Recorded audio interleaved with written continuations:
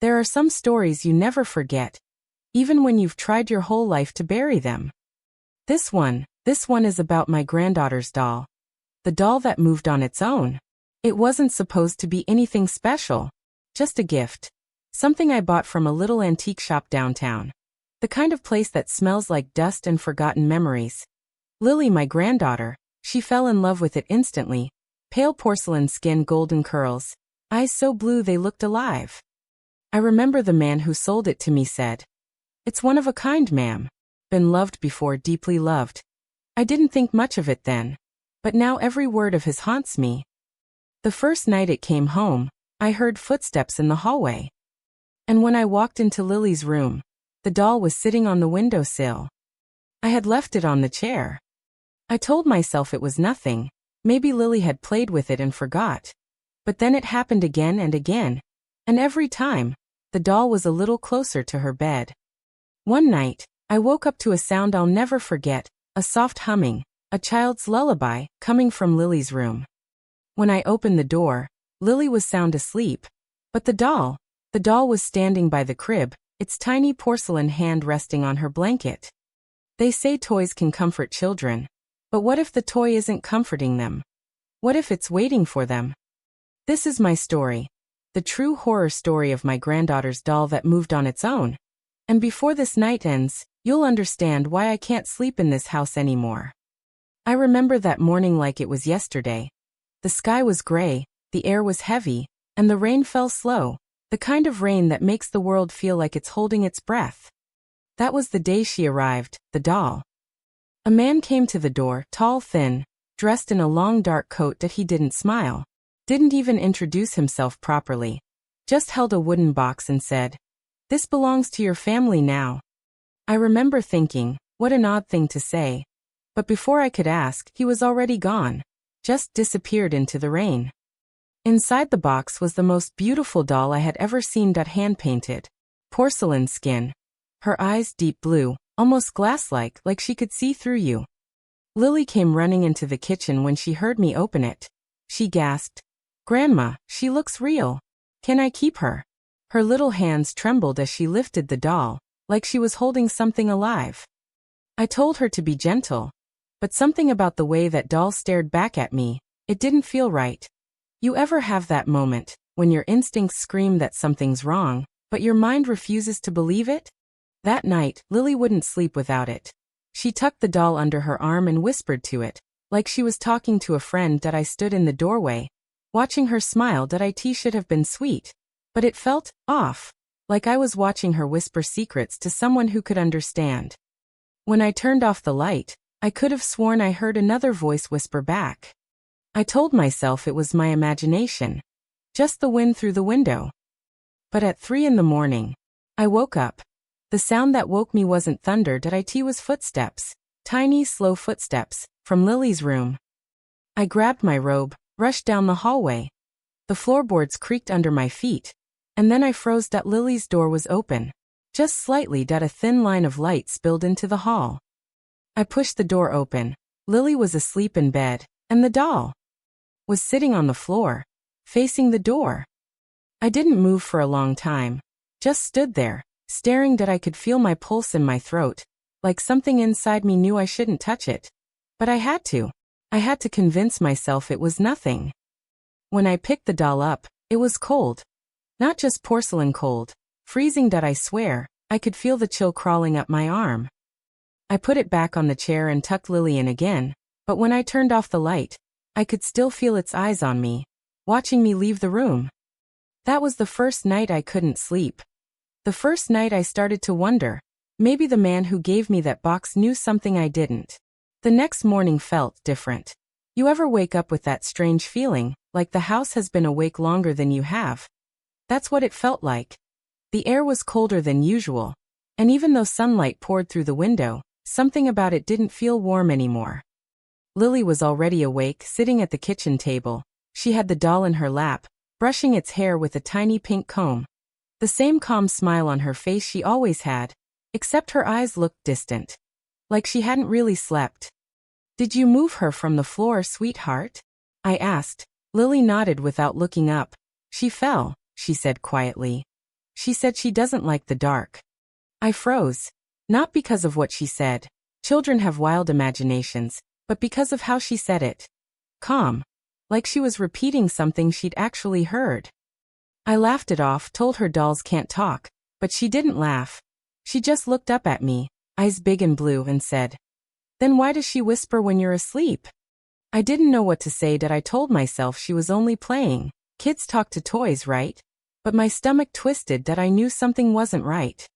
I tried to shake the feeling. That I made her breakfast, washed dishes, tried to go about my day. But every time I passed by Lily's room, that doll was watching me. That no matter where I stood, those glass eyes found me. That night, I tucked Lily into bed myself. That I placed the doll back on her chair, facing the window, not the bed. That I even whispered, half joking, "You stay there tonight, little lady." I kissed Lily's forehead and turned off the light. Everything was quiet, until I reached the hallway. That's when I heard the softest sound, creak, creak, creak. I turned, the rocking chair was moving, just slightly, back and forth, back and forth. I froze, every hair on my neck standing straight.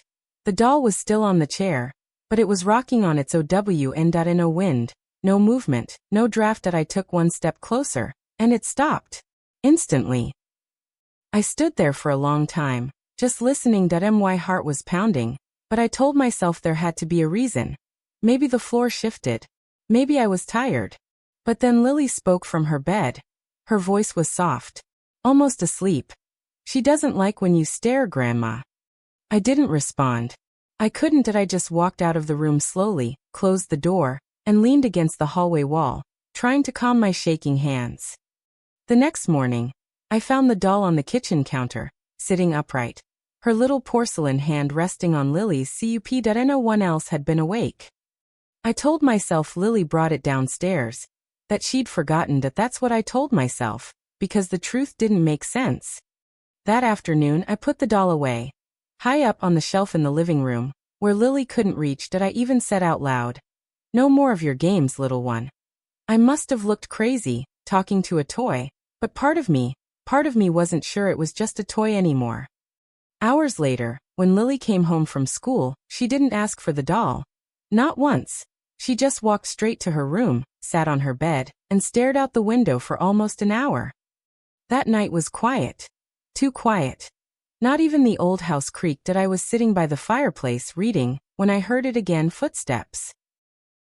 I turned, expecting Lily, but she wasn't there. She was asleep in bed. I could see her door from where I sat. Her day closed.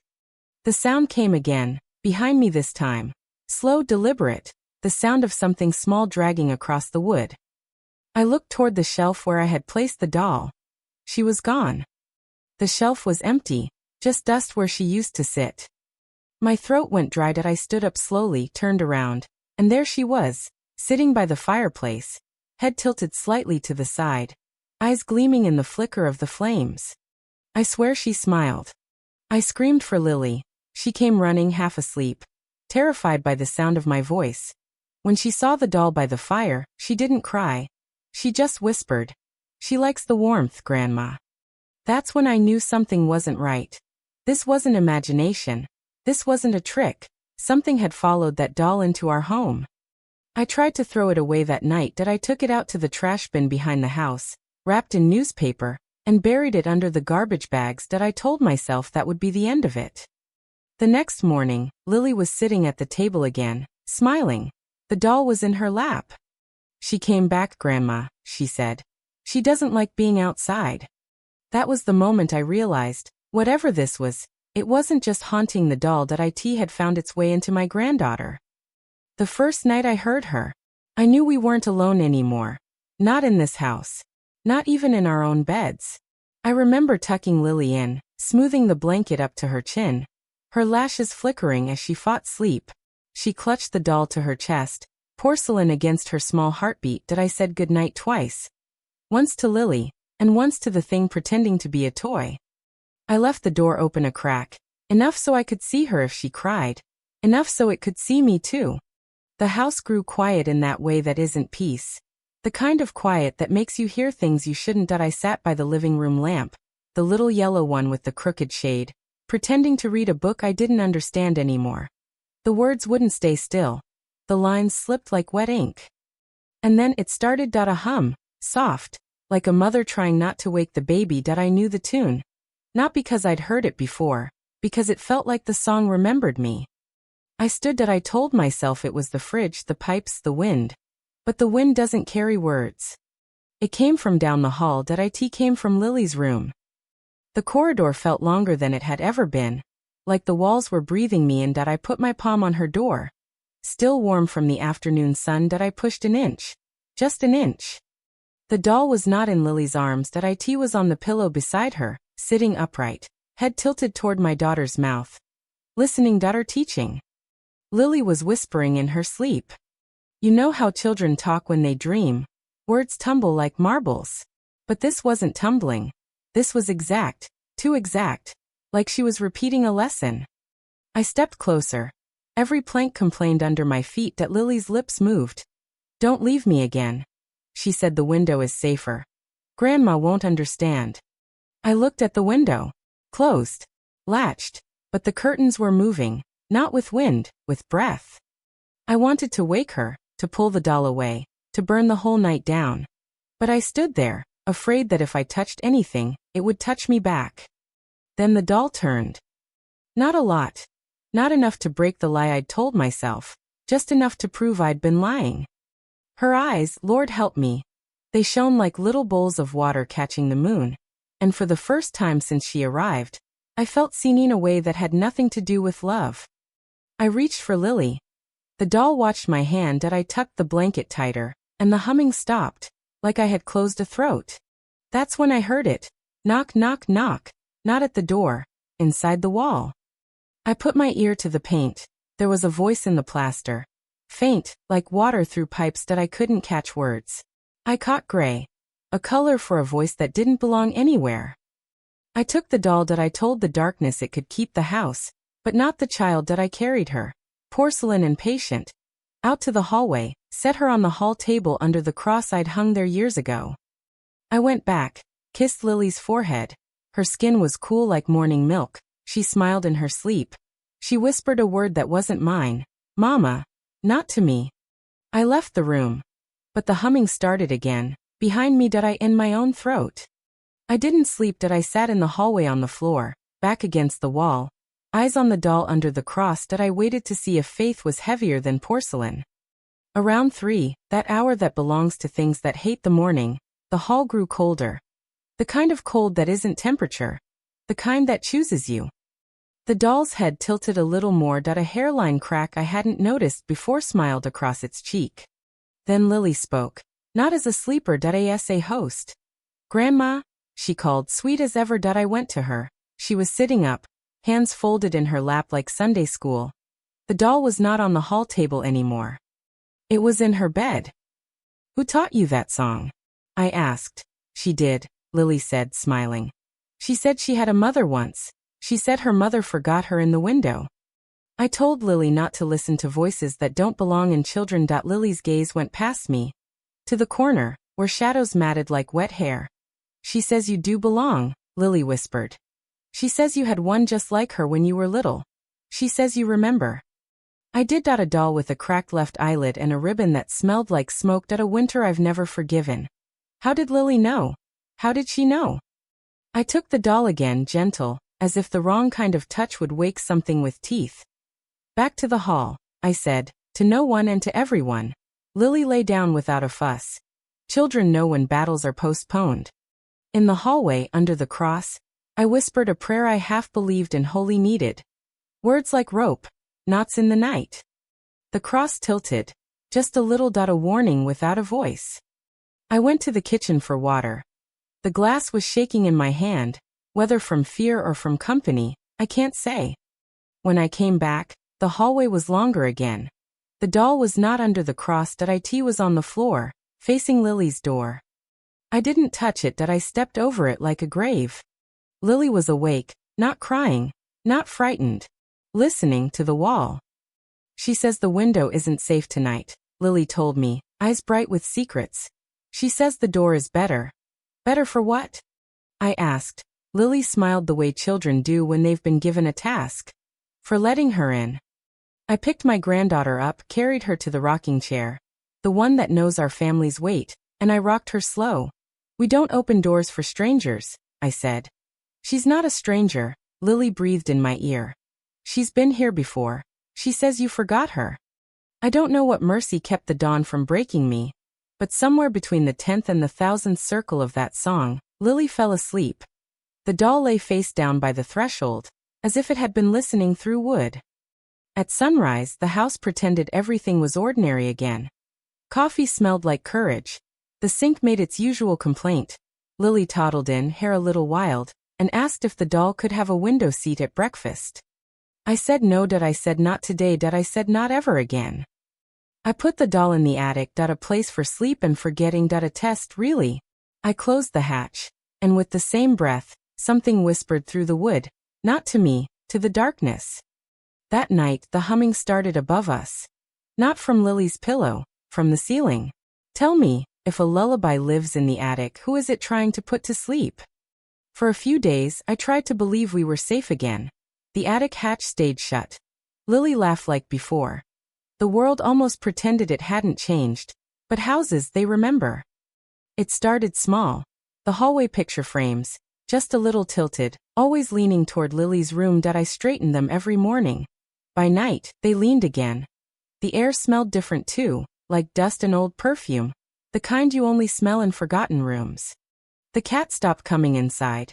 Every evening she'd sit by the front steps, tail puffed, eyes fixed on the upstairs window. I'd call her. Come here, Missy. She'd meow once low, and stay exactly where she was. Animals always know first, don't they? By the third day the humming returned, but from nowhere and everywhere at once. You could hear it through the floorboards, through the vents, whispering inside the walls. A tune without a mouth. I asked Lily if she heard it. She smiled that dreamy smile children wear when they've been told a secret. It's her lullaby, she said. She sings it when she's lonely. I wanted to tell her that loneliness doesn't sound like that. It sounds like this, a heartbeat you can't hush, but I didn't. That evening I baked bread, the way my mother taught me. Kneading dough always calmed me. Rhythm keeps fear from thinking. But halfway through, the kitchen light flickered. Once. Twice. Then steady again. I thought nothing of it. Old wiring, I told myself, until I saw the flower on the counter. Tiny prints, like doll feet, crossing the surface one after another, disappearing over the edge. No bigger than a matchbox. I looked toward the attic door, still closed, still locked, but the humming grew louder when I stared at it, like sound itself was watching back. Night came fast that day. Maybe the clouds wanted to hide what was coming. I lit candles, safer than the lights that kept dimming. Their flames shivered even without wind. I whispered a prayer my tongue half remembered. And the candle nearest the attic stair went out. It wasn't the draft. I know that kind of breath. This was different, a blow from inside the dark. I called upstairs, Lily? You still awake? I'm coloring, she called back. Her voice was light, innocent. But the humming didn't stop when she spoke. I went up halfway. Enough to see the landing, not enough to see the attic hatch. The walls were colder than before, the paint almost sweating from it. And on the wallpaper I saw new marks, small streaks of soot. A child's handprint, and beside it, something smaller. 0.5 tiny black fingers pressed into the roses. I didn't scream. I couldn't. The house was listening. When I reached Lily's room, she was on the floor, crayons scattered, paper torn. She looked up at me with that sleepy pride children have when they think they've made something beautiful. Look, Grandma, she said. It's us. 2 stick figures, and between them the doll, except the doll's face was scribbled black, only its eyes left white. I told her it was lovely. I told her to wash up for bed. I told her lies I hoped would keep her small enough to be safe. After she fell asleep, I went downstairs again. I needed air. I opened the back door, but the night felt thick, like fog that had forgotten how to be soft. I heard the swing in the yard creak once, then twice. I hadn't touched it in years. And on the swing, something white moved. I thought it was a bird at first, but birds don't wear ribbons. The doll was sitting there, hair damp from the rain that hadn't yet fallen, head tilted, smile faint as breath. I didn't move. I didn't blink, because for a moment, the swing kept moving after the wind stopped. I whispered, "What do you want?" And I swear the air answered, a voice smaller than sound itself, to come home. I ran inside that I locked every door that I told myself wooden things can't talk. But when I turned, Lily was standing in the hallway, hair sticking to her cheek, eyes half closed. You locked her out, she said. Now she's sad. The window behind Lily fogged with tiny fingerprints, from the outside. The pattern was the same size as the ones in the flower. That night I didn't dare sleep. The house felt alive, groaning in its bones like it needed to stretch. Every few minutes a picture slid on its hook, a door sighed open, a spoon clinked in an empty sink. The house was learning to breathe with her. I used to think home was walls. Turns out, home is whatever remembers your name. Around 2 I heard scratching, soft, deliberate, from the attic, like nails tracing circles in wood that I told myself it was rats. But each scrape ended the same way, with a whisper that wasn't in any language I knew. When I finally looked up, dust was falling from the ceiling. Just dust, I thought, until it formed shapes, finger lines, moving across the plaster. She was above us, crawling. By the next night, the scratching never stopped. It crawled from the attic down the walls, like the house itself had veins and she was inside them. I pressed my palm against the plaster. The hum throbbed beneath it, warm as skin. A heartbeat, not mine. When dawn came, Lily didn't wake right away. She usually ran straight to me for breakfast, hair wild, voice bright. But that morning, she lay still, one hand clutching the blanket, the other hanging limp over the side. I touched her wrist, cold, then I saw them. Thin red lines trailing up her arm, 5 of them, perfectly parallel, small. Precise. Like fingers. Too small to be mine. I shook her gently. Lily? Sweetheart, what happened? Her eyes fluttered open. She smiled. It was an accident, Grandma. She just wanted to hold my hand. I wanted to scream, to run, to tear that attic open and burn it to the sky. But she looked so calm, like the pain wasn't hers, like it had been shared. I cleaned the scratches with warm water. The moment the cloth touched her skin, the lights flickered. The faucet hissed, spitting out water dark as rust. I turned it off, but the handle stayed cold, colder than metal should be. That night I locked the attic again, this time with nails.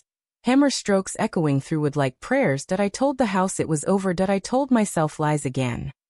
Around midnight I heard a mirror crack, not shatter, crack, like something pressing from the other side. I went to the hallway. The tall mirror by the stairs was fogged, but the air was dry. And written there, clear as day in the mist, 5 words. You can't hide her, May. No one's called me May since I was 6 years old. I wiped the glass, nothing there. But when I looked at my reflection, I wasn't alone. Over my shoulder a face, small, white, eyes like puddles catching stormlight, the doll, watching from the stairs' shadow. I turned. She wasn't there, just the smell of old fabric and dust. The mirror behind me cleared by itself, leaving only one handprint on the inside of the glass. I went to Lily's room. She was awake, sitting up, tracing circles on the wall with her fingertip. The same pattern I'd heard scratching above. She said, "We need more room," she whispered. "She's building a door." The wallpaper around her finger had blistered, bulging like something beneath was pushing out. I grabbed her hand. "Stop, Lily." She looked at me, not angry, not scared, just empty. She said, "It's okay, Grandma. You opened it once. She just wants back in." I pulled her close. "I won't let anything hurt you."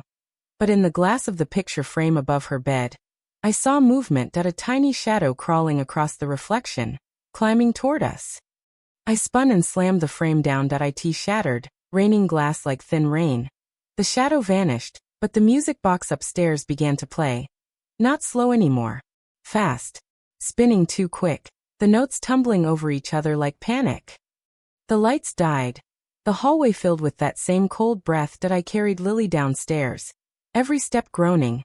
The doll's song chasing us from the ceiling. I made it to the fireplace. I threw the box in. The flame roared. White, not orange, and I felt something scream without sound. The air buckled, pictures fell, the house shivered like bone and frost, and then quiet. When I turned, Lily was staring into the fire. She whispered, "Grandma, she's not angry. She just wanted her home back." I asked what that meant. Lily pointed at my chest. "She lives there." I couldn't answer that I couldn't move, because for the first time, I felt a heartbeat that wasn't mine. And over it a whisper, soft as breath inside my ear. Welcome back, May. I thought maybe morning would wash the night clean. That coffee could rinse a house of its whispers. But the sun only makes the dust honest. And the dust in our home knew my name. I told Lily she'd stay home from school, that I told myself I needed a few hours to think. Instead, I found myself walking down our street, past hedges that remembered birthdays, to the little market where gossip keeps the fruit fresh. The moment I stepped in, Mrs. Carter, the kind of woman who says a prayer and then repeats it to your neighbor, went quiet mid-sentence. The clerk stopped pretending to count coins. That it wasn't what they said, it was what they wanted to. Something's wrong with May's house. I smiled anyway, asked after milk and bread. But the radio was playing the tune. That tune, not exact, no, that would be merciful, just a few notes in the same order, like a memory trying on new clothes. When I paid, the clerk leaned in like a confessor. Lights across your road flickered all night, he whispered. My boy says he saw someone small in your upstairs window. 'Bout midnight. Small as a child, still as a picture. He said he told him not to make stories out of shadows, but shadows don't fog glass from the inside. I told him it was nothing. Nothing never weighs this much. I stepped out into a town that had already made up its mind. Eyes in curtains. Heads together. You learn the shape of silence when it's made for you. Old Mr. Wilkes, the one who fixes clocks no one winds anymore, called from his porch. May, he said. Is she singing yet? No greeting, just that. I asked who. He looked past me over my shoulder toward home. The little one who lost her mother. They always sing before they come down. I wanted to ask where he learned that, but he had already closed his eyes, listening to a time I couldn't hear. Some folks keep calendars, others keep hauntings. On the way back I passed the church. Father Daniel raised a hand. Pause now, not blessing, and walked to the gate. You should bring the child, he said softly. Not for fear. For truth. There are things you don't know. Silence. He looked tired in the way men look when their books have run out of answers. I wanted to tell him it wasn't just a house. That it was a remembering. That it had my old name in its mouth. By afternoon the market talk became street talk. The neighbor boys swore they heard a lullaby drifting over the fences, but not from our windows, from the space between houses. You can't look at a space between without filling it with fear. Near sunset, Mrs. Carter left a casserole on the porch with a note that said for strength. As if cheese and kindness could thicken a soul. The cat sniffed it and stared at the upstairs window again. Windows are cruel mirrors. They show you what looks back. I thought about leaving. Packing Lily and what was left of our soft things, sleeping at my sister's 2 towns over. But the thing about leaving is this. You take your heartbeat with you. And I wasn't sure which beat inside me was mine. That night, because rumors sleep in daylight but wake at dark, the town began to sing back. Not with mouths. With lights point one by one, the houses on our street blinked out. As if somebody pinched their electricity like a candlewick. I end the black. My windows brightened. Not from lamps, from a blue the house didn't own. Blue like winter glass. Blue like the inside of a bruise. Blue like the ribbon on a doll I'd put away years ago. I called Father Daniel. He answered on the first ring like he'd been holding the phone. You hear it? I asked. He didn't say yes. He said. I hear you. I didn't know whether to be grateful or afraid. He came with water and words. Not the kind that burn. The kind that ask politely to be believed. He stood in Lily's doorway and listened. Not to the room. The space in it. I've been called for less and found more, he said. Things that hold grudges longer than families. Sometimes they attach to objects because people look at objects. Sometimes they attach to names because names look back. He glanced at me. What did they call you when you were little? May, I said. She calls me May. And it felt like handing him a key I had kept in my throat. He walked the hall, stopped beneath the attic hatch I'd nailed shut. He laid his palm on the wood. Not a priest now, just a man with a father's hand. And went very still. It isn't just in your house, he murmured. It's remembered in your house. The town knows it. Towns have long memories. He told me about a record in the county registry. A fire in 1956. A name half burned from the page.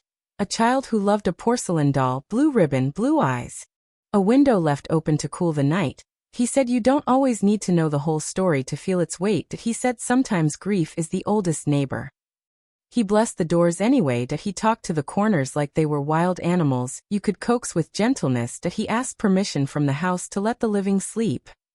For an hour it worked. Lily dreamt without murmurs. The walls held their breath. The attic forgot its fingernails. Then the street began to answer. A baby 3 houses down started crying. The kind of cry that sounds like hunger but isn't. A dog whined at nothing, pointing his nose at the seam where the sky folds. Someone's wind chime rang without wind, singing our song in rusted metal. Father Daniel looked at me the way old men look at weather. It's not only you anymore, he said. Whispers travel, and this one wears a child's shoes. By morning the town had stories. Mrs. Pruitt swore her kitchen chairs rearranged themselves to face the window at 3:13 a.m. The gas station boy said the security camera caught a small figure standing in the road, head tilted, until the tape fuzzed and burned a line across its face. The school called to ask if Lily was feeling better. In case she's caused a stir, the secretary said too sweetly. The girls in her class came in sleepy. They all dreamed the same song. I hung up. I shut the curtains. You can close a room. You can't close a rumor. Rumors are doors with no hinges. At noon Mr. Wilkes brought a wrapped parcel, thin, stiff, a photograph under glass. Found this in a clock from an estate sale, he said. Face looked familiar. He wasn't wrong. A woman in a plain dress, hair pinned back, grief sitting on her shoulders like a shawl. On her lap, a doll. Our doll, or her sister, blue ribbon. Eyes too bright for paper. I in the corner, a girl. Small, blurred by movement, reaching toward the doll with a hand that never learned to stop reaching. On the frame's back, a penciled line, for May, so she won't forget. The letters shook like they were written during a storm. I asked him who May was. He said the estate belonged to a woman who outlived all her stories. Lived alone. Died in a chair by a window. The kind of death that looks like waiting from the outside. I didn't tell him my hands knew the pose. The way grief teaches you to sit. By late afternoon, the neighbors started leaving offerings the way old towns do when they're afraid to say the word curse. Bread, salt, lavender bundles, a saint's medallion. Someone chalked a blessing on the sidewalk. Someone else hissed which, and walked faster past our gate. Love and fear wear the same shoes when they hurry.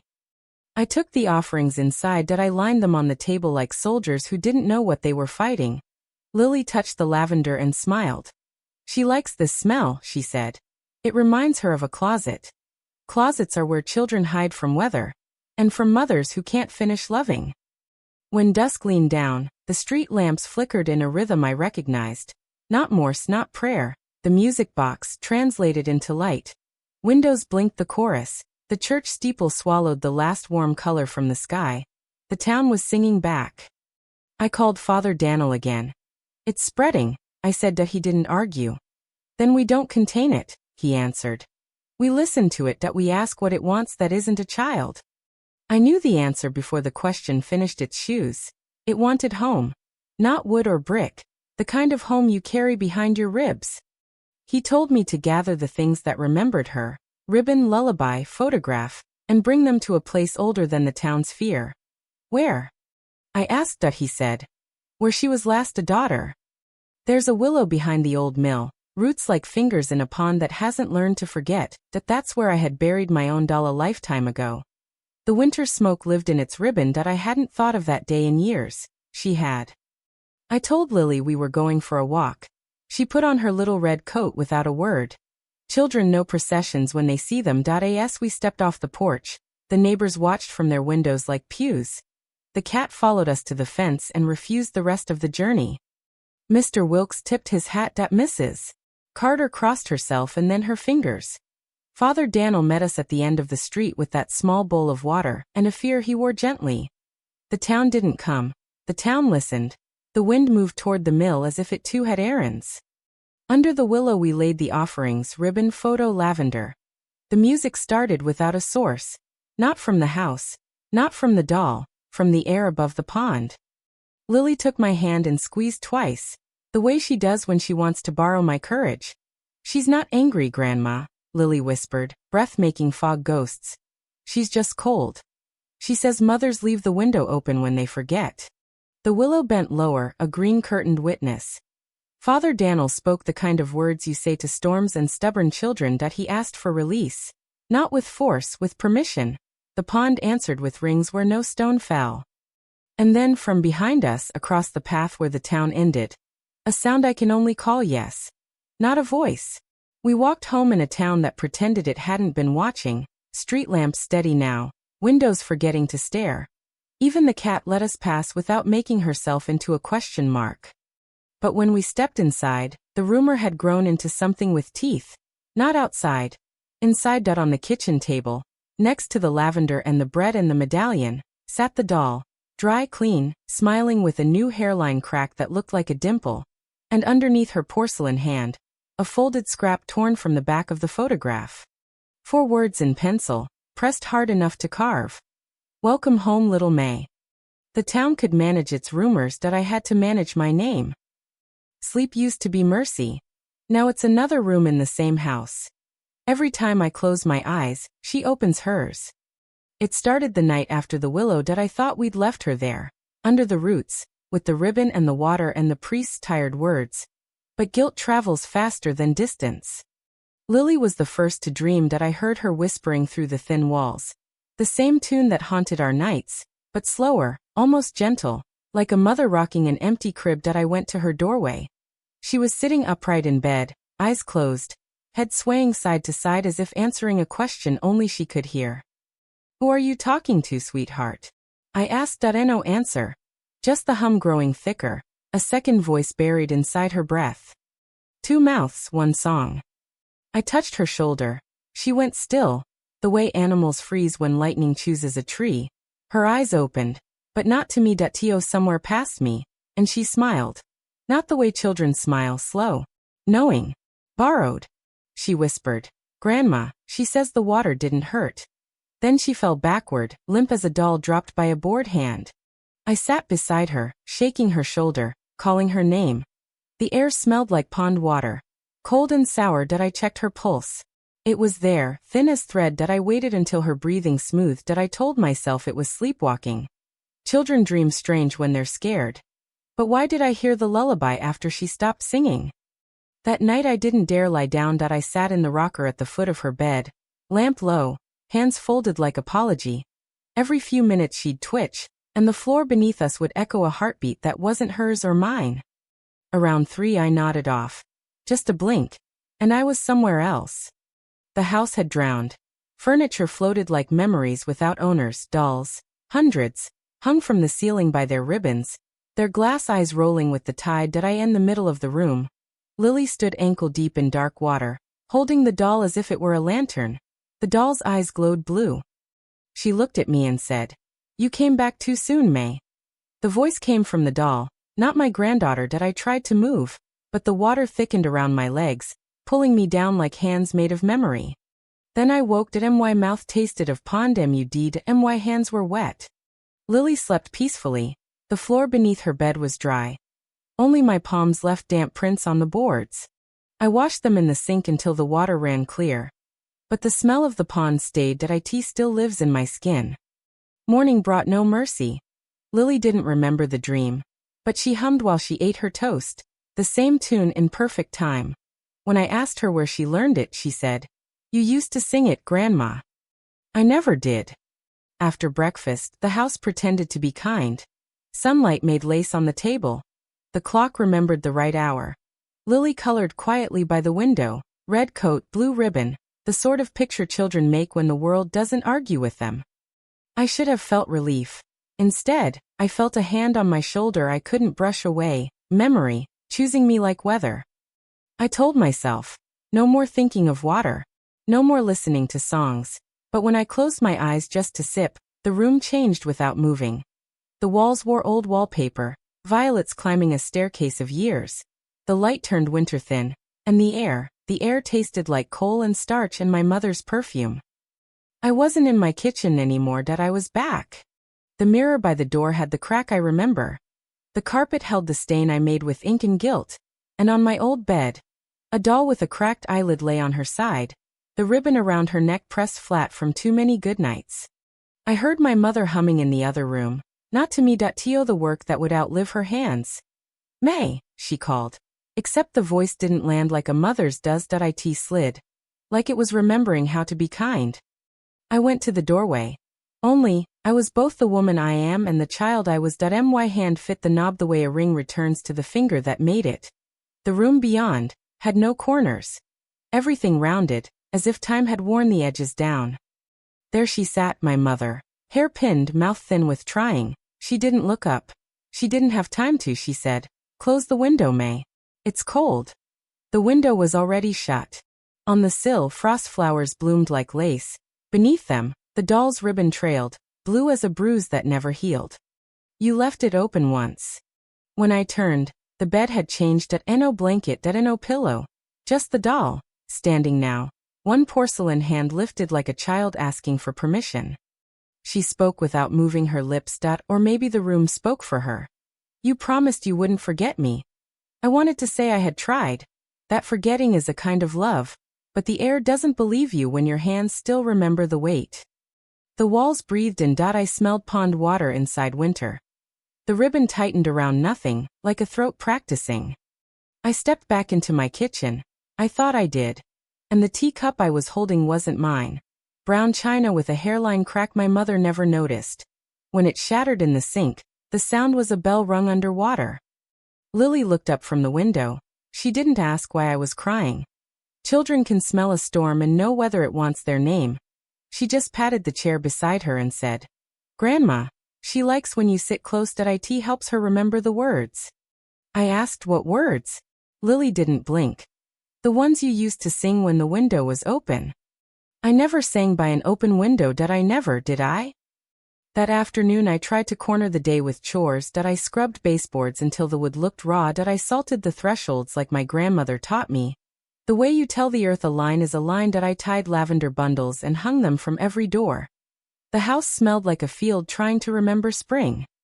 And still, the music came from places where music shouldn't fit. The cold mouth of the chimney, the spine of the banister, the center of a folded quilt. Sometimes the notes came out of order, like a child telling a story she can't finish without crying. Near dusk, Lily fell asleep too early. That heavy sleep children wear after being borrowed by something older. I set a chair by her bed. I promised myself. If she moves, I moved it. If she speaks, I answered it. If she sings, I learn the tune, so I know where to cut it. Sometime after the streetlights chose their color, the dream returned, not mine. Hers. I felt it like a wet glove pulled over my thoughts. I stood in my childhood hallway again, only the doors were wrong, too tall, too close together. Each had a little keyhole with an eye behind it, not looking out, looking in. Which one is home? I opened a door and found our kitchen. As it is now. I opened another and found the willow pond. Black as if the night had been poured in. I opened a third and found a closet full of coats that smelled like rain and mothers who meant to come back sooner. The last door had no knob, just a ribbon, blue, cold to the eye. I pulled it. The ribbon did not move. Instead, the door did, like a chest deciding to breathe after the doctor says we'll see. Inside, a room with no floor, only water. A crib floating, and a doll face down, hair fanned like weed. Don't leave me again, a voice said from under the water. Don't leave me at the window. The words came up like bubbles that refused to break. I reached, not because I believed, because love teaches your hands bad habits. The water took my wrists, cold as truth, and for one heartbeat I felt another heartbeat try to climb into mine. I woke with my hands above my head, fingers stiff, as if they'd been holding something I couldn't afford to drop. The room was quiet. The lavender forgot to be brave. Lily slept with her mouth open just enough to borrow night. I told the dark, if you want me, take me, but you will not build your door through the child. I meant it, even if the house did not. Because as I stood, the mirror above her dresser began to cloud. No heat, no breath. Just fog, rolling from the center out. Letters formed. The kind that looked like they were written by a hand that had to learn how to write again. May. And underneath it, a smaller line, shaky, stubborn, sing. Tell me, if a house asks you to sing a lullaby you never learned, whose memory do you borrow? I didn't touch the mirror. I just watched our names fade like steam on a body that's decided to stop pretending it's warm. For a heartbeat, I thought the house might rest. But rest isn't mercy, it's rehearsal. That night we both dreamed the same dream that I know because we spoke it together, though our mouths were in different rooms. I heard her call, soft at first, "Grandma, sing with me." I answered without meaning to. The words came out in time with hers, syllable for syllable, a duet between breath and memory. In the dream we were walking a hallway built of water. The wallpaper floated. Pictures hung like islands. At the end stood the crib, the same one from the pond, rocking without help. Each rock made the house breathe in. Every door we passed opened by itself. Inside each room, a version of us waited, smaller, younger, sadder, humming to stay visible. Lily's small hand found mine. Her skin felt cold but real. She whispered, "She says you kept the promise, Grandma. She says it's her turn to keep you." The corridor filled with dolls, not whole ones, faces, ribbons, porcelain hands drifting in the dark like lost syllables. They weren't angry. They were waiting for something to finish the story. I told Lily to run. She didn't, she said. There's nowhere else in the song. When the floor gave way, I felt the cold take my knees. That Lily's grip slipped. For a blink I saw her eyes, blue reflecting blue. And I knew we were the same shade of remembering. Then I woke sitting upright in my chair, her voice still in my mouth. Across the hall, Lily woke too. That we both gasped the same word. May. We stared at each other from our doorways. One body apart. One dream closer. Behind her, the wall pulsed. Not light, not shadow. A slow heartbeat pressing through the plaster. Every thump matched mine. Every thump matched hers. I whispered, "Lily, come here." She did. That we held each other like forgiveness that arrived late. The hum slid down the stairs, into the floorboards, into the pipes, until the whole house was breathing us. The pictures tilted again, not toward her room this time, toward us. The doll on the table turned its head so slowly that time forgot to count. Lily looked up at me, eyes wide, calm. "She's not in there anymore," she said. "She's warm now." I asked, "Where, sweetheart?" She placed her hand over my chest. "Here." The room went still. Even the clock held its breath. That I could feel it, a small rhythm under mine, learning the pattern, practicing the living. I thought of every prayer I'd ever half finished. That I thought of windows left open, lullabies hummed to no one. And I understood. She never wanted the house. She wanted a pulse. The mirror cleared on its own. No more words. Just reflection. Two faces, mine and Lily's, overlapping like water and sky. And behind us, in that thin place where glass forgets which side it serves, a third face smiling with ours. I didn't scream. That I only said, "If you must stay, stay quiet." The glass answered with a heartbeat. When morning came, the house smelled of lavender and pond water. Lily hummed while brushing her hair, and for the first time, the tune didn't hurt. People think nightmares end when you wake. They don't. They end when the dream learns your name. Morning found us where fear had left us. At the kitchen table, hands wrapped around cups for heat we didn't drink. Lily hummed without knowing she hummed. That I watched the steam rise and thought of breath I hadn't earned. That I wasn't old the way years make you old. I was old the way stories with teeth make you. All night the house had practiced my name. All night a second heartbeat learned my rhythm. But I am not a door. That I am not a cradle. That I am a grandmother. And grandmothers remember how to stand. I took the ribbon from where we'd left it, the blue one that knows winter, folded it small, tucked it into my pocket like a promise. That I wrapped a scarf around Lily's throat and another around mine. The morning had that willow chill, even in our kitchen. "We're going for a walk," I told her. She nodded like she'd been told the same thing in a dream. Outside, the town was awake and pretending not to be watching. Curtains breathed. Footsteps paused where they had no business pausing. The cat led us to the fence and stopped short, tail puffed into a question mark. That I lifted Lily's hand. Her fingers were cold as truth. That we walked. You can measure a town in who looks away. Mr. Wilkes didn't. That he touched two fingers to his hat. A small blessing that doesn't crowd a prayer. Mrs. Carter pressed across to her lips and then to her window. Somewhere a radio caught 3 notes of our song and thought better of it. I kept my eyes on the road that knows where I buried things. Past the mill, the path forgets its manners and turns to mud. The willow waited, patient, green, older than anyone who names it. I don't know if a tree can recognize you. That I do know the wind can. It came low, not cruel, but exact. The kind of air that remembers your first mistake, that I heard Father Daniel before I saw him, that he stood with that small bowl of water. And that look men get when they've decided to be brave even if it doesn't work. He said, "You came back?" "I never left," I told him. Lily stepped forward, smart as a bell. She didn't fidget. She didn't ask to be carried. "You learn some kinds of stillness only by being borrowed." "Where do we put her?" she asked. "Not it. Her." I took the ribbon from my pocket and felt the cold travel my fingers like ink in a crack. This is what I understood finally. Ghosts don't want houses. Houses want ghosts. Children want mothers. Mothers want time. And time wants your name. We set the ribbon on the stone, the photograph beside it, the woman with the shawl of grief, the child blurred by reaching. Father Daniel began the kind of words you say to weather. That I did not close my eyes. That I have learned not to close my eyes when the past asks to be fed. I spoke plain, not like a spell, like a mother who has failed and refuses to fail again. I'm not your window. That I'm not your cradle. That if you need warmth, I will stand in winter with you. That if you need a name, you may borrow mine while you rest. But you will not live behind a child's ribs. You will not practice your sorrow in her mouth. You will not sleep in my heartbeat. No thunder. That no light. Just a feeling like a small hand letting go of my sleeve. Lily breathed deeper. Sometimes that's all a miracle looks like. Somebody remembering how to breathe without being taught. Father Daniel dipped his fingers, touched her forehead, then mine. "She is not your enemy," he said. "But she is not your child." "Whose then?" I asked. He looked at the water like it might answer with rings. "Once," he said, "she was her mother's."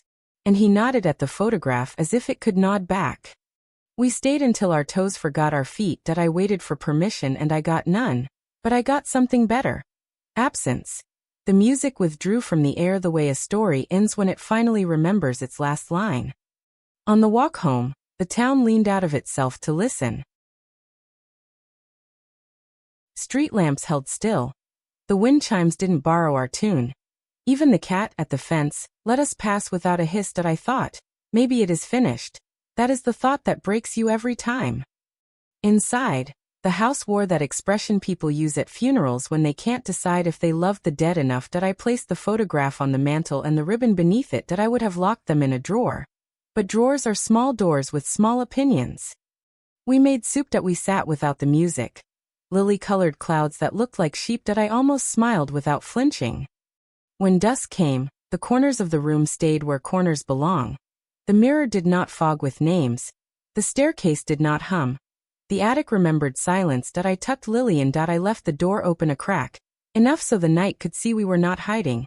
And then I went to the rocker, the one that remembers our weight. That is when the small truth found me. Ending a haunting is not the same as ending an inheritance. The name may still breathe inside the walls. The doll might sleep in porcelain, but grief travels by blood. I closed my eyes for the first honest minute in days. When I opened them, she stood there. Not Lily, not the doll. The space between them, shaped like a child who has learned to wait. She did not speak with a mouth. She spoke with a feeling that set my teeth to aching. "You brought me home. Will you keep me?" I wanted to say yes. God help me. I did. That's the ugliest thing about love. It will make a liar out of safety. But I touched my chest and heard only one rhythm. Mine. I touched the doorframe and felt it still. Wood, not memory. "I will keep your story," I said. "Not your sorrow." She didn't vanish the way fairy tales teach vanishing. She thinned. She unbraided from the room, like breath leaving a mirror at last. Lily slept without humming. I sat until the clock decided we had done enough sitting. When I stood, my knees remembered their years and not their fears. I almost laughed at how ordinary walking felt. I took the photograph in my hands.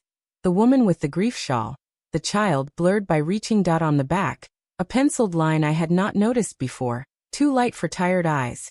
"Forgive the window. I never meant to be winter." I pressed my thumb to the paper until it learned a little warmth. I whispered into the room. "I forgive you." Forgiveness is a key that unlocks both doors, the one you meant to close, and the one you didn't know you were holding shut. Then I did the bravest small thing I have done since the night began, learning my name. I opened every window in the house. Not wide, just enough to remind spring where we live. The air moved through the rooms like water learning to be sky.no song followed it.no knocking. Only that thin, clean smell of outside that I stood at the threshold and told the dark. You can come as air. You cannot come as hunger. Father Daniel called to ask, in the careful way of men who know not to crowd relief, whether the night was quieter. Quieter isn't empty, I told him. But quiet will do, he said, then you know what comes next. I did. Keeping comes next. Keeping the ribbon where it can see sky, the photograph where it can be seen, the story where it can be told. So it won't try to live in a throat again. I sat at Lily's bed and promised the dark out loud. Promises sound bigger that way. You will not lay your winter in this child. You may live as a lesson. You may rest as a name, but you will not learn her heartbeat. The room did nothing. Good rooms do nothing at all. And yet, even in victory there are corners you have to keep sweeping. I in the hall. The mirror still favors fog. On cold mornings the glass writes me and then forgets it. Some nights the music box in the attic ticks a single tooth, not a melody, a memory clearing its throat. When it does, I light the lavender and open a window. I let the air do the singing. So hear me. If you find a ribbon in a box, if you hear a lullaby through a wall, if a small voice asks the warmth in your chest to borrow its bed, be kind, be firm. Carry them to the place that remembers them older than you do. Tell them, you are not lost, you are finished, and mean it. I am not a door. I am not a cradle. I am a grandmother. And today I chose the living. I used to think the worst thing a house can hold is a secret. It isn't. The worst thing a house can hold is almost an answer that keeps its hand on the doorknob and won't come in. After the willow, the nights learned our name less often. Lily slept like a child again, not like a borrowed room. But absence has a sound. I heard it in the mirror that sometimes fogged and forgot me. A half written, half ashamed, half gone. I decided to stop letting the past choose my hallway. If story wanted a keeper, it would have me on my feet. It began with the photograph Mr. Wilkes brought, the woman in the grief shawl, the blurred child reaching, the doll in the lap with the blue ribbon waiting to be untied. On the back, forgive the window. I never meant to be winter. A hand that wrote like it had run out of time and decided to borrow mine. County records don't like giving up their sleep, but paper wakes for the right kind of stubborn. I went with Father Daniel. Not because I needed him to read, but because grief reads better when someone holds the edge of the page. We found it in a box that smelled like attic weather. 1956. A fire on Sycamore Lane. The mother, Eleanor Whitford. The child, initials only, A. W.no cause of fire listed. Just a note in a margin, window left open, and the kind of silence that grows mold. There was a photograph stapled to the report, sun faded to the color of old milk. The house, a frame of char and stubborn brick. At the upstairs window, frost flowers where heat shouldn't allow them. Patterns like lace that shouldn't have survived. And on the sill, not a body. A ribbon blue, burned on one edge, frozen on the other. Winter and fire, married on a windowsill. Father Daniel touched the corner of the photo, 2 fingers gentle. Some summers are winters if you're poor, he said. Windows open when coin runs out. A mother makes a choice and calls it a prayer. I could taste coal in his words. We kept going. An article clipped from the town paper. Child lost in night fire, the headline said, but the body of the story would not say her name. It said the mother was seen banging a pan in the road, calling up to the window, screaming Amy so loud the trees remembered it, that's your A. W. Amy Whitford. And if you say Amy with a winter in your mouth, it sounds like Amy, and if you whisper Amy through smoke, it sounds like May. The doll was a constant in every scrap we touched. Amy's favorite. The paper said the girl refused to sleep without it, that she spoke to it, that it kept her quiet when Eleanor worked nights. There's a way a reporter says comfort when he's never seen it cost a child. At the back of the file was a small envelope with a tag. Inventory. Inside, a button, a bent hairpin, a broken drawer pull, and a corner of fabric, blue silk with a thread of soot. Father Daniel didn't touch it. He only nodded toward me, like you nod toward a door you won't open for someone else. I pressed the silk between my fingers and it remembered me. I don't mean I remembered it. It remembered me. The way old songs do, by key not by name. We read one last page before the clerk decided we'd had enough pass for the price of our shoes. A statement. Not from a fireman or a reporter. from a neighbor who didn't want her name printed. She wrote that on the night of the fire, she heard a lullaby through the open window. Not from Eleanor, from Amy, she wrote. It sounded like the doll was teaching her the words. We thanked the clerk with the kind of thanks you give to a gate, and we walked home with our pockets full of splinters. That evening, I set the pieces on the table. The photograph, the silk, the note on the back, the old article, and the doll, quiet, clean, as if the world had always been good at endings. Lily took one look and said, "She had a pretty name, Grandma." I asked which one, that she shrugged. "The one that sounds like yours when you're sad."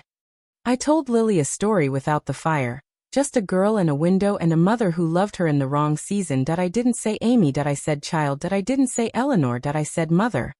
Names are doors, I'd learned that much. You don't open them until the house is ready. That night, the dream came to me alone, not to Lily. Mercy is sometimes rationed. I was outside the Sycamore Lane house. The sky wore smoke. Eleanor stood in the road with a pan, banging it like a bell, shouting Amy into the upstairs window until the name tore at the corners. Flames lived in the walls like a family nobody invited. The window was open an inch, enough to breathe, enough to turn the house into weather. I ran, not like a grandmother, like a woman who remembers she used to be a door. The steps were hot, the railing tried on my skin and found it wanted to keep some, but I climbed at the top. The room was a mouthful of smoke that I could taste dolls, paint and old powder and the breath of 100 pretend mothers. Amy stood at the crib with the doll in her arms. She wasn't crying. Some children have to be taught to cry. They don't learn it for free. She held the doll the way you hold a word you're not ready to say out loud. That I said, "Come." She didn't move. "She says Mama is coming," Amy whispered. "We have to wait at the window." The doll turned its head toward me. Not much, just enough to mean no. Here is the worst truth I've learned. Safety is a story with a clock. That I grabbed the child. The doll fell, porcelain on wood, a sound like someone deciding to be alone. The ribbon caught on the sill, and for a blink the blue held both fire and frost. Then the room coughed, a brown, horrible cough, and when I looked down I wasn't holding anyone. I woke with my arms aching from who wasn't there. Morning brought a thin letter from the archive clerk. I'd left a note with a phone number and a name I don't use. That he said he'd found a ledger line. Estate of Eleanor Whitford transferred one item to Carter & Sons Antiques. Porcelain doll damaged. Date, 2 months after the fire. Owner, estate executor. Buyer's mark, blank. The kind of blank that means someone carried it out the back door. Carter & Sons, that's the shop where I found her. I went to see Mrs. Carter with the page in my pocket and the ache still in my wrists. Her eyes went wet the moment I showed her the ledger. "I remember my father talking about that," she said. Said it gave him the creeps. That he kept it in the back room for years because it made the front feel colder. I asked why he sold it. She said, "He didn't." A thin man in a long coat left money on the counter and took the box. My father said it felt like being paid to forget. She swallowed. "May honey, are you sure? You want to remember?" I told her remembering is a kind of heat, and winter lives in forgetting. On the way home, the town didn't look haunted. It looked complicit. Windows that had watched a fire. Porches that had heard a mother bang a pan into a prayer. A shop that had kept a doll cold in a back room. A willow that had never learned to mind its own business. A woman who bought a box because she thought she could make it into a gift. Me. I had meant to give Lily comfort. Instead, I had given a story a body. I put everything on the table again, the photograph, the ledger copy, the silk, the doll. I called Lily to me. "This belonged to a girl named Amy," I said. "Her mother loved her. She left the window open because the world was expensive and winter is rude. The doll kept her company. When the fire came, Amy waited at the window like the doll told her to. Waiting is a good thing at the wrong time. Do you understand?" Lily nodded like children nod when they're doing the math with their ribs. We lit a candle. Father Daniel came with his small bowl that does not pretend to be the ocean. I didn't ask for a battle. I asked for a bridge. I held the doll the way you hold an apology. "Amy," I said, using her name for the first time like it might break the table. "Your mother didn't mean to be winter. She meant to be morning and got the hours wrong. I'm sorry I brought your waiting back into this house. If you need a window, we will open one. If you need a lullaby, we will sing one. But you may not keep a heartbeat that isn't yours." The candle's flame leaned toward the doll and straightened again. Sometimes that's as much answer as you get. Lily took the ribbon, not the old silk but a fresh blue I bought that morning, and tied it around the doll's wrist, not her throat. So she can hold things instead of being held, Lily said. Children rewrite theology with string. We carried the doll to the willow one last time, just us and the bowl and the little courage that follows promises around like a dog that we set her on the stone. We set the photograph beside her. We tucked the ledger copy under a rock because paper likes company that I did not bury her that I'm done with burials that pretend to be forgetting. I told the story out loud, every line we'd found, every name we'd almost said, every mistake that thought it was love. The wind didn't argue. The water made a smalla with its mouth. Lily asked if Amy could hear us that I said yes that I believe she did. We didn't wait for a sign that we walked home with empty hands and full arms. Back in the kitchen, the house felt like a coat that had learned your shoulders. The mirror stayed clear. The attic remembered silence. The music box upstairs clicked once. Not a song, a stop. And yet, even peace has a question mark. That night, after Lily fell into an ordinary sleep, I sat with the photograph and the candle and the quiet that I touched the penciled line again. Forgive the window. I never meant to be winter that I whispered back. I do, and I will keep closing it for you. The next morning, Lily brought me a drawing. 3 figures. A girl with a blue ribbon on her wrist, a woman with a shawl that looked less heavy, and me, my hair all wrong, my smile too big. Holding Lily's hand at I in the corner, she drew a window closed with sunlight on the glass. There are 2 kinds of endings. The kind that shuts the door and pretends the hallway never existed, and the kind that leaves the door open just enough to greet the air, and watches to make sure nothing with teeth comes through. This is the second kind, that I cannot give Amy back her night, that I can keep my windows honest, that I can teach Lily that comfort is not a cage, that I can learn a lullaby and choose when to sing it. If you came to my house now, you'd see a photograph on the mantel and a ribbon by the frame that you'd hear no humming unless a child was happily busy. And if the mirror fogged, you'd see me reach for a cloth and wipe the name Mau with a tenderness that means stay and go at once. Some dolls are for holding. Some are for letting go, that we learned which kind we had. Days returned in small, honest pieces. Morning bread rose on time. The cat took back her throne on the porch and forgave the upstairs window that Lily's laughter stopped echoing as if the walls were hungry for it. It stayed where laughter belongs, on her face, in her breath, on my sleeve when she hugged me too hard. The photograph stayed on the mantel. The ribbon lay beside it, not around anyone's throat, not binding, just resting. Some afternoons Lily would hum while she colored, and I found I could bear it, not because the melody had changed, but because the meaning had that we were singing to remember, not to call. I am old enough to know peace is not a permanent address, that it's a visitor you make tea for. So when the house quieted, I didn't ask it to promise anything, that I only asked it to listen if I did.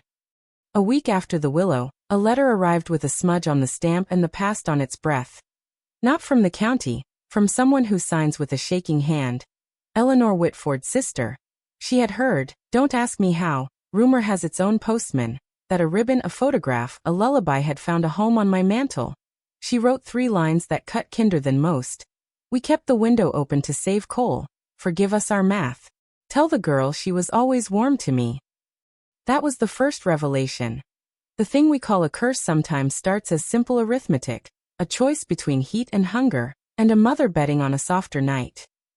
I put the letter under the photograph, that I pressed the paper flat with my palm, and the house made a sound like wood relaxing in summer. Not a miracle, a permission. The second revelation came from the mirror, of all proud places. For days it stayed clear, new glass on old promises. Then one cold morning it fogged, but there were no names. Only 3 prints, side by side. Lily's small hand in the middle, mine on the right, and on the left, a smudge the size of a child's hand that never learned to press hard enough. No letters, no demands. Just presence. I wiped the fog with the edge of my sleeve the way mothers do when they don't want to leave a mark. You can stay as story, I whispered. Not as weather. The mirror cleared like a throat that had decided to keep quiet. I kept expecting the music box to test its teeth, that it never did. When sound came, it came from us. Lily humming while she drew windows with sun on the glass, me humming by mistake while I mended a torn pocket. The tune didn't own us. We owned the use of it. That is the third revelation. A song's power depends on who begins it. Father Daniel visited without the bold. He brought oranges and a tired joke and sat in the chair that knows the weight of men who have seen too much paper. Dat we didn't talk theology, dat we talked chores, dat we talked how to keep lavender from crumbling in the heat. Before he left, he stood by the mantel and touched the frame with 2 fingers, the way he blesses without reminding you of it. Keep telling it, he said. If you don't, houses will volunteer. He is right. Silence is just another rumor with better manners. I started a practice I wish I had learned sooner. At sunset, when shadows lengthen and doors remember they have hinges, I speak our names aloud. May, Lily, Amy. Not to call anything, to house them properly. Names like rooms need to be aired daily. Some nights, the air shifts the ribbon and I let it is not pulling, it's breathing. Some mornings, the photograph tilts as if someone has stood up from a chair and brushed it lightly with their dress. I set it straight without ceremony. This is the fourth revelation. Endings are not erasures, they are agreements. But the last revelation, the one I kept waking for, the one the nightmares were stubborn about, arrived in a way I was unprepared to forgive. Lily asked to visit the mill alone. You'll sit on the rock and sing, I said, not a question. She shrugged, embarrassed at being understood. Just once, she said. To tell her I know. I told her no. Love makes dictators of us when we're scared. She didn't argue. Children rarely do when the refusal is really a prayer. In the end we went together. The willow spread its green like a shawl not needed but offered. The pond kept its secrets where secrets belong. In the shallows you can see into, just enough to behave. Lily knelt and put her hand on the stone. No ribbon this time. No photograph. Just skin to skin with what we'd learned. Thank you for the lullaby, she said, quiet and clear.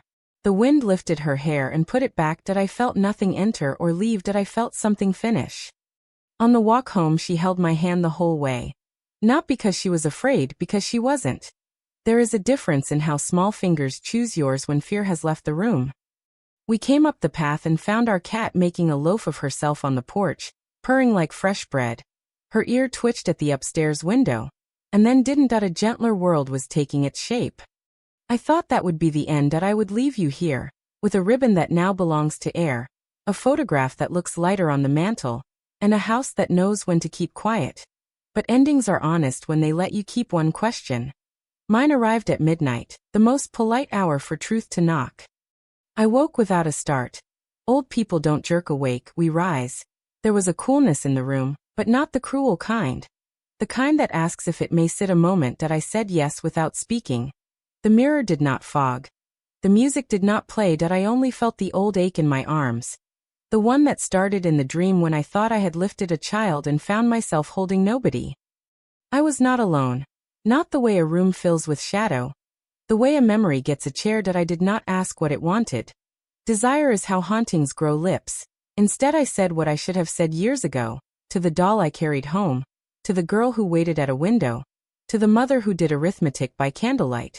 I forgive you, forgive me back. Something in the house answered without moving. A hinge exhaled. The ribbon on the mantel curled itself a little, like a sleeping cat's paw. The ache in my arms eased as if a weight was finally where it belonged. I lay down and slept the kind of sleep that doesn't ask for witnesses. Morning tasted like oranges Father Daniel forgot to take home. Lily padded in, hair haywire, grin ready. She pressed her ear to my chest, a habit she has when fear has been replaced by curiosity, and said, only one heartbeat today. I pretended not to cry. The day went about its chores without my help. Laundry asked for the line and got it. Bread rose taller than pride. Neighbors waved with 2 hands instead of one. The town had chosen our story. Not the fire, not the window, not the doll. The keeping, they had decided to keep it with us. Before dusk, I wrote to Eleanor's sister. I told her we'd found what could be found and forgiven what could be forgiven. I told her we keep the window closed. But not out of fear, because the trees make pretty shadows on the glass. I put in the envelope a small length of blue ribbon. Not the old silk, a new piece Lily measured with her own wrist. I wrote, this isn't payment. It's a marker. So you know where light lives now. The stamp felt warm under my thumb. Around sunset, when houses decide what kind of night they mean to have, Lily climbed into my lap with a book that smells like school and summer that we read until the words turned to yawns that I carried her to bed the way I carried fear yesterday. Gently, with both hands, like it might spill joy if jostled that I tucked the blanket under her chin and asked, "Do you want me to sing?" She shook her head. "You can just hum while I fall asleep," she said. "Not the window song, the kitchen one." I didn't know we had a kitchen song. Turns out it's the sound of a kettle thinking about boiling. I hummed nonsense. She drifted that I opened the door 1 inch wide. Not to watch, not to guard, just enough to let the air behave like air. And then I did what the living do when they have learned how to keep both hands free. I washed the last cup, I turned off the light, and I let the house finish its sentence. If you came to my porch tonight, you'd see nothing anyone writes newspapers about. No blue glow, no fogged names, no shadow asking for permission. You'd smell lavender and bread. You'd hear a cat snore like a little engine. You'd see a grandmother counting blessings that don't mind being counted. A window, a photograph, a ribbon, a child asleep in a room that belongs to her. And if you asked me what the final revelation was, the one that stayed when the music ended, I'd tell you this. Hauntings don't want your fear. They want your notice. They want the sound of their name said by someone who won't run. Say it once with mercy. Say it twice with rules. Say it a third time with the window closed and the kettle on. And the story will agree to live where stories belong, between breaths, not inside them. We keep the photograph where the sun can touch it first. We keep the ribbon where we can see it, so nobody is tempted to tie it the wrong way again. We keep the doll. Yes, the doll. In a clear box on a shelf in the hall, not as a trophy, as a teacher. Children ask that we answer. The story answers with us. Some nights the case fogs at the corners. When it does, I tap twice, not to banish, to greet. That I tell the thin air, we remember. The fog clears without complaint. I wish I could tell you the world learned from our window, that every mother had enough coal, that every doll stayed only wood and paint. But I am too old to lie kindly. There are other houses, other ribbons, other names that ache to be said out loud with mercy. That if you hear a lullaby where no child sleeps, don't be brave, be clear. Say who you are, say what belongs to you, and carry the rest to water. Tonight we sleep with the windows closed because we like the sound of rain on glass. Not because we're afraid of winter. That we hum the kitchen song. That we keep the hush that forgiveness earns. That Lily's chest rises and falls like a small promise. Mine keeps time with it, grateful. And somewhere a girl named Amy has finally learned that waiting is over.